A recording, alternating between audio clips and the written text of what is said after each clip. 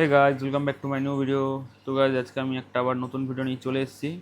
আর আমাকে আগের ভিডিওতে কমেন্ট করেছিলে অনেকেই, দাদা তোমার ক্রসব্যাক আরোনাটার খবর কি, এটাকে অনেকদিন দেখতে পাচ্ছি না।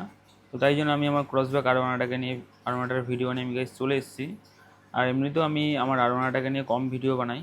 তার কিছু কারণ আছে, যে আমার যেগুলো খুব মন পছন্দের কাছের জিনিস তাদেরকে নিয়ে আমি ভিডিও একটু কমই বানাই, কারণ নজর বলে একটা জিনিস আছে। তো সেই জিনিসটার কারণে আমার যেগুলো খুব ফেভারিট ফিশ বা একটু এক্সপেন্সিভ ফিশ আছে সেগুলোর ভিডিও আমি কমই বানাই। আর তোমরা সবাই জানো যে আমার চ্যানেলে সব থেকে বেশি অ্যাট্রাক্ট করে সেটা হচ্ছে আমার 7 ফিটের ট্যাঙ্কটা। 7 ফিটের ট্যাঙ্কটা খুব অ্যাট্রাক্ট করে, সেই কারণে আমি আমার বাকি যে ট্যাঙ্কগুলো সেগুলোর ভিডিও কম বানাই। আর সেই ক্ষেত্রে আমার যে অডিয়েন্স আছে ইউটিউবের অডিয়েন্সরাও কিন্তু আমার 7 ফিটের ট্যাঙ্কটাই বেশি পছন্দ করে। আমি দেখেছি অনেক ভিডিও পোস্ট করেছি 7 ফিট ট্যাঙ্কে বেশি ভিউ আসে, ওটাতে সবার অ্যাটেনশনটা আমি বেশি দেখেছি, তাই জন্য ওই ভিডিওটাই করি। তো চলো গাইস, আজকে আমি আমার আরো ক্রসব্যাক আরোনাটাকে নিয়ে কথা বলবো। যদি কেউ চ্যানেলে নতুন হয়ে থাকে তাহলে অবশ্যই সাবস্ক্রাইব করে দিও। তাহলে শুরু করা যাক ভিডিওটা।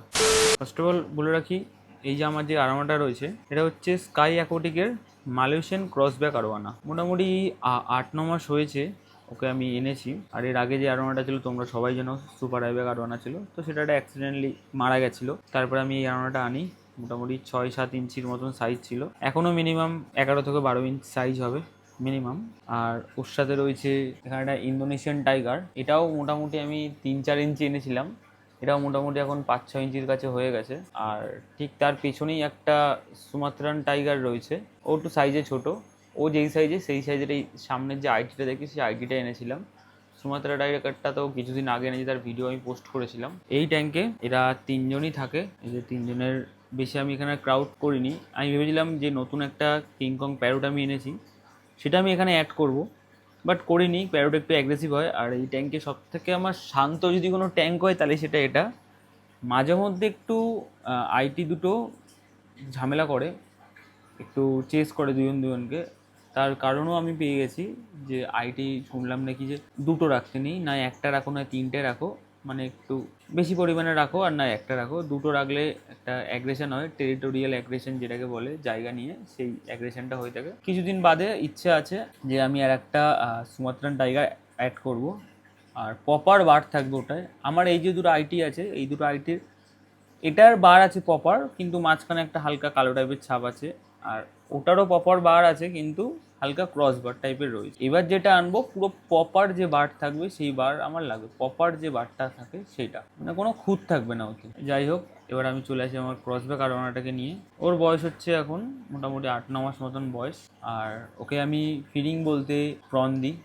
বাজারে যে চিংড়িগুলো পাওয়া যায়, চাপড়া চিংড়ি, তোমরা কলকাতার বাজারে বলো, যে কোনো জায়গার বাজারে আমাদের এখানে চাপড়া চিংড়ি বলে একটা চিংড়ি পাওয়া যায়, একটু বড় সাইজের দেখে নেবে। ওই চাপড়া চিংড়িকে এনে ভালো করে পরিষ্কার করে ওকে আমি ফিডিং দিই। আর ফিডিং বলতে আমি সপ্তাহে 3 দিন ফিডিং দিই, তারপরে 1 থেকে 2 দিন আমি গ্যাপ রাখি, আবার 3 দিন ফিডিং দিই, আবার 1 থেকে 2 দিন গ্যাপ রাখি। এই প্রসেসে ওকে আমি ফিডিং দিই। মাঝে মধ্যে কিছু প্যালেটও দিই। আর প্রথম দিকে তো প্যালেট নিতই না, এক ফোঁটাও প্যালেট নিত না, কিন্তু রিসেন্টলি দেখছি ও একটু প্যালেট নিচ্ছে, প্যালেটটা দিকে ইন্টারেস্ট দেখিয়েছে। কিন্তু আমার এই আইটিগুলো কিন্তু প্যালেট নেয় না, ওরা শুধু লাইভ খায়। আর এখানে তোমরা তো সবাই জানোই যে এরকম জলের লেভেলটা কমিয়ে রাখার কারণ কি। দুটো কারণ থাকে, এক হচ্ছে ড্রপ আই থেকে মাছ ভালো থাকে, ড্রপ আইটা সহজে হয় না জলের লেভেলটা কম থাকলে। আর 2 নম্বর হচ্ছে, আর ওনা তো জানো তো জাম্প এটার, তো খুবই জাম্প করে উপরে কিছু মুভমেন্ট করতে দেখলে, তার জন্য কমানো। আরও যখন জাম্প করবে মারাত্মক প্রেশারে জাম্প করে। আমার ট্যাঙ্কের ওপরে টোটালটাই কাচ দিয়ে কভার আপ করা, সামান্য মাত্র এই সাইডে একটু করে নেটের সিস্টেম আছে, তাছাড়া ম্যাক্সিমাম পুরোটাই কাচ দিয়ে কভার আপ করা। আমি এতে জল কখনো একটু কমাই, এখন তো বলতে পারো মিডলে আছে, কখনো মিডলের থেকে একটু বাড়িয়ে দিই। আলটিমেটলি আর একটা কারণও আমি বাড়াই না জলটা, সেটা হচ্ছে যে ক্রসব্যাক আরোয়ানা, দেখো এই আরোয়ানাকে কিন্তু ট্যানিং করানো যায়, তোমরা সবাই জানো। কিন্তু সত্যি কথা যদি বলতে গেলে, ট্যানিংয়ের ব্যাপারটা কীরকম হয়ে যায়, যদি মাছের কোয়ালিটি ভালো থাকে তুমি ট্যানিং করাও আর না করাও মাছ দেখতে এমনিই ভালো হবে। কিন্তু ট্যানিং করালে কি হয়, মাছের যে শাইনটা সেটা আরও এক্সট্রা 1-2 লেভেল বেড়ে যায়, মাছের একটা আলাদাই শাইন আসে। তোমরা আমার মাছে দেখতেই পাচ্ছ, আমার মাছকে কিন্তু আমি মোটামুটি 3 মাস হলো ট্যানিং করাচ্ছি, তার জন্য একটা আলাদা একটা শাইন রয়েছে। এমনিতেও আরোয়ানাকে হোয়াইট ট্যাঙ্কে রাখলে আরোয়ানার কালার দুর্দান্ত আসে, গোল্ডেন আরোয়ানাকে বিশেষ করে। আর তার সাথে যদি তোমরা এই যে এলইডি টিউবলাইট যে হয় না, এই ঘরের যে টিউবলাইট হয়, এই যে ঘরের যে টিউবলাইট, এই সেম টিউব তোমরা এখানে দিয়ে কিন্তু এই গোল্ডেন আরোয়ানাকে ট্যান করাতে পারবে। তার ট্রেনিং প্রসেসটা আমি একটা অন্য ভিডিওতে বলে দেবো কীরকমভাবে কী করতে হবে। আজকে একটা ছোটোভাবে যুক্তি দিয়ে বলি, ট্যানিং করালে কিন্তু লাইটের থেকে যে জলের যে লেন্থটা আছে সেই লেন্থ, এইটুকুনির গ্যাপ কিন্তু মিনিমাম 1 ফিট রাখতে হয়। আমার এখানে যদিও বা 1 ফিট নেই, আমি 1 ফিটে চেষ্টা করেছিলাম, 1 ফিটে চেষ্টা করে আমার জল এতটা চলে এসেছিলো, আরোয়ানাটার কোনো সমস্যা হচ্ছিলো না তাতে। আইটিগুলো আরোয়ানাটার ভয় খেতে পাচ্ছিলো না, যেহেতু লাইট ফিট দিই, এই জন্য জলটা আমি একটু বাড়িয়ে দিয়েছি। আর লাইটের সাথে আমার ট্যাঙ্কের যে ওয়াটার লেভেল তার গ্যাপ আছে মোটামুটি 10 ইঞ্চি মতো, 2 ইঞ্চি কম আছে, কিন্তু মিনিমাম 1 ফিট রাখতে হয়, নাহলে আরোয়ানা স্ট্রেসে চলে আসতে পারে। আর আমি আরোয়ানাটাকে, এখানে দুটো লাইট আছে, এখান থেকে ঘাম বলে তোমরা দেখতে পাচ্ছ না, এখানে দুটো লাইট আছে,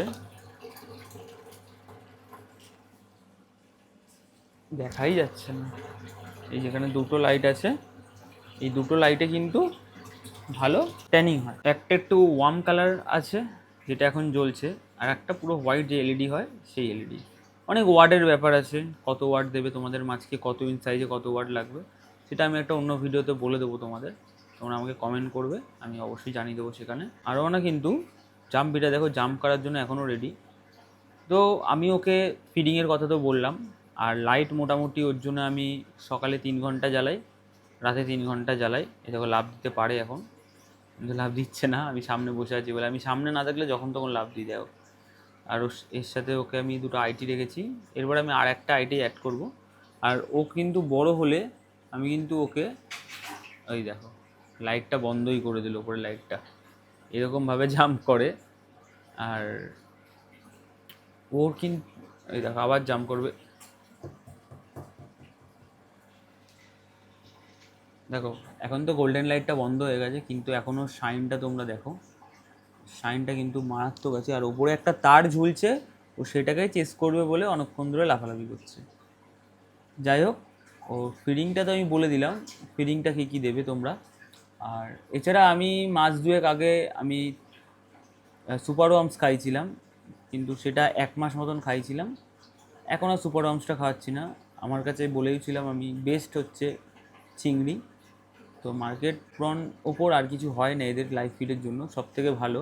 আর মাসে 1 দিন করে ডিওয়ার্মিং করাই। ডিওয়ার্মিংটা বলতে ডিওয়ার্মিংয়ের একটা মেডিসিন আছে অ্যাকোয়াটিক রেমেডিসের, এই মেডিসিনটা দিয়ে, এই মেডিসিনটা প্যালেটের মধ্যে দিয়ে দিই, ও নিয়ে নেয়। আর যেহেতু এখনও প্যালেট ফিডার, প্যালেটটা নিচ্ছে, সেহেতু আমার ডিওয়ার্মিংটা করাতে সমস্যা হয় না।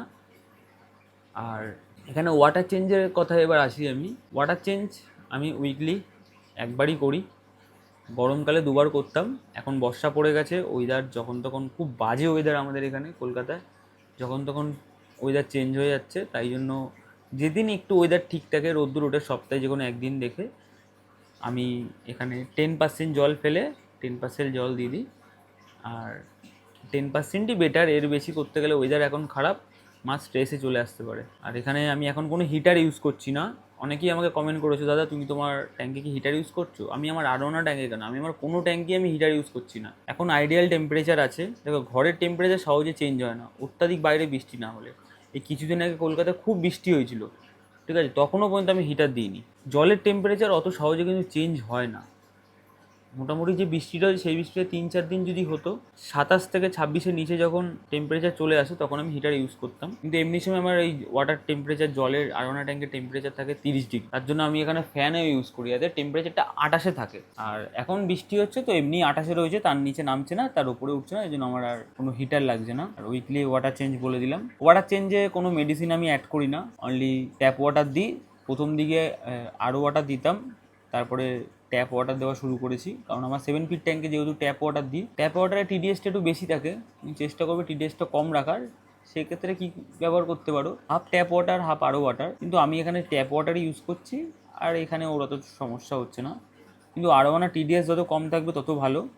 আর তার সাথে আরোয়ানার ওই আরও যে ওয়াটার হয় সেটা দিলে খুব ভালো হয়, কিন্তু আমি সেটা এখন প্রেফার করি না, কারণ 7 ফিট ট্যাঙ্কে যখন যাবে অত বড় ট্যাঙ্কে আমি আরও ওয়াটার দেওয়ার আমার ক্ষমতা নেই। প্রথম দিকে দিতাম, তারপরে বুঝে গেছি খরচার পর খরচা, এত জল আরও ওয়াটার টানা সম্ভব না। তাই জন্য আমি এতে ট্যাপ ওয়াটারই ইউজ করছি। আর মেডিসিন বলতে মাসে একবার মাইক্রোলাভ S2, যেটা ওয়াটারে গুড ব্যাকটেরিয়া তৈরি করে, সেই মেডিসিনটা আমি ইউজ করি মাসে একবার। মান্থলি একবার এই ফিল্টার সিস্টেমটা ক্লিন করি। আর পার ডে ওয়াটার চেঞ্জের সময় যেহেতু ট্যাপ ওয়াটার ইউজ করি, সেই ক্ষেত্রে সিকেমের সেফ বলে একটা মেডিসিন আছে, অ্যান্টিক্লোরিন, ওইটা আমি ইউজ করি। আগে প্রাইম ইউজ করতাম, লিকুইড খুব তাড়াতাড়ি শেষ হতো। এখন সেফটা ইউজ করি, পাউডার, অল্পতেই কাজ হয়ে যায়, ওটা আমি ইউজ করছি এখন। আর এখানে সাম ফিল্টার আছে, স্পঞ্জ ফিল্টার ছিল, স্পঞ্জ ফিল্টার কিন্তু খুব ভালো, কিন্তু স্পঞ্জ ফিল্টারটা না কাজ করতে পারতো না। তার কারণ স্পঞ্জ ফিল্টারটা আমার এখানে প্রচণ্ড বড় ছিল, আর প্রচণ্ড বড় থাকার কারণে যে অক্সিজেন যেটা বেরাতো সেটা ওপরে উঠে যেত, ওই জন্য ঠিকঠাক করে কাজ করতে পারতো না। জলের ওয়াটার লেভেলটা কম এখানে। তারপরে আমি এর জন্য এখানে দুটো এয়ার স্টোন দিয়ে দিয়েছি, এখান থেকে ভালো করে এয়ার স্টোন দিয়ে এয়ার বেরাচ্ছে। এখানে কোনো ওয়েব মেকার আমি ইউজ করিনি, আর ওনার ট্যাঙ্কে ওয়েব মেকার না ইউজ করাই ভালো, আর ওনার স্ট্রেস চলে যেতে পারে। আর আমার এখানে একটা ওভারহেড সাম্প রয়েছে, আমি এখানে ওভারহেড সাম্প ইউজ করছি। আর ওভারহেড সাম্পে কী কী বায়োমিডিয়া আছে আগের ভিডিওতে দেখানো আছে, একটু আগে প্রিভিয়াস ভিডিও তোমরা পেয়ে যাবে, 4-5টা ভিডিও আগে, ওখানে সেট আপের ভিডিওতে তোমরা পেয়ে যাবে। আর গাইস, তোমাদের যদি আমার আরবানা সম্বন্ধে আরও কিছু জানার থাকে তোমরা আমাকে অবশ্যই কমেন্ট করে দিও, আমি সেখানে রিপ্লাই দেবো। আর হ্যাঁ, তোমরা যদি আমাকে জিজ্ঞাসা করতেই পারো অনেকে, যাতে তোমার আরবানাটা কত নিয়েছিল। আমার আরবানাটা নিয়েছিল 16,000 টাকা, বিরাটি থেকে আমি নিয়েছিলাম। আর প্রাইসটাও আমি এখানে রিভিল করে দিলাম। এরপরে ভবিষ্যতে আমার ইচ্ছা আছে একটা ব্লু বেস আরবানা আনার, শুধু ব্লু বেস না, গোল্ডেন হেড ব্লু বেস আনার। ফার্স্টে ভেবেছিলাম 24 ক্যারেট গোল্ডেন হেড আনবো, তারপরে বললাম না, 24 ক্যারেট গোল্ডেন হেডের থেকেও আরও বেশি বেটার লাগে দেখতে গোল্ডেন হেড ব্লু বেস, এটা আমি এখানে অ্যাড করবো। যদিও বা তখন এই মাছটাকে আমি আমার 7 ফিট ট্যাঙ্কে ট্রান্সফার করে দেবো, সে ওগুলো অনেক দেরি আছে, এখন কিছুই না। এখন এটাকে মানুষ করতে হবে ভালো করে, বড় করে। একে আমি আমার ফ্যামিলির মেম্বারের মতনই দেখি একে আমি, এও কিন্তু আমার একটা ফ্যামিলির মেম্বার। তো গাইস, এই ছিল আমার ভিডিও। যদি তোমাদের ভিডিওটা ভালো লাগে তাহলে অবশ্যই লাইক, কমেন্ট, শেয়ার আর সাবস্ক্রাইব করে দিও। খুব তাড়াতাড়ি নতুন ভিডিও নিয়ে গাইস ফিরে আসি। যতদিন ভালো থেকো, সুস্থ থেকো, টাটা।